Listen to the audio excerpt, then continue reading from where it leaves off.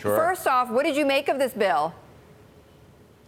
Well, I haven't digested all of it yet because there are a lot of pieces, but it's along exactly the lines that Secretary Mnuchin had talked about and that the president has talked about, right, to try to do fundamental reform.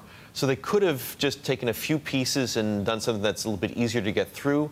As the president would say, they're going huge. They're really trying to do a fundamental reform like it had been done with Reagan in the early 1980s. That ain't easy. Because there are a lot of different oxen that will be gored. There'll be a lot of people who will come out and say, preserve my tax break. You can take the other person's away. Yeah. That's going to be a really tough thing to get through. But I'm really glad that they're trying this broader reform. But Randy, do you share Lloyd Blankfein's kind of puzzlement about, we're here at GDP at 3% and, the economy's humming along. Like, why are we going to put in this big stimulus plan? Well, I think the right way to think about it is this is not just a spending plan. So I think a simple spending plan would be a short-term stimulus plan. This, at least if they can get through some of these changes, is really a fundamental change in the incentive for investment and the incentive for growth. And that will lead to a long-term impact on growth. We have been growing in the last 2 quarters at 3%. I think part of that is because of the anticipation of some of these changes, as well as some of the regulatory reforms that have taken place at the agencies.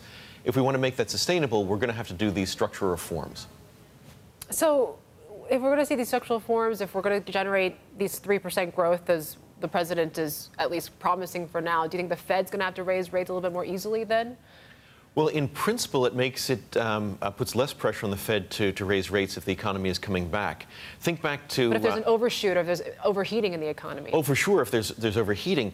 But if you can move the baseline growth rate, the kind of sustained growth rate, from sort of around 2% to, let's say, 2.5%, then if the economy is growing a little bit more rapidly, that doesn't necessarily generate inflation. This was Greenspan had that aha moment when he said, productivity growth is growing, so I don't need to raise rates as rapidly, even though the economy is coming back more strongly.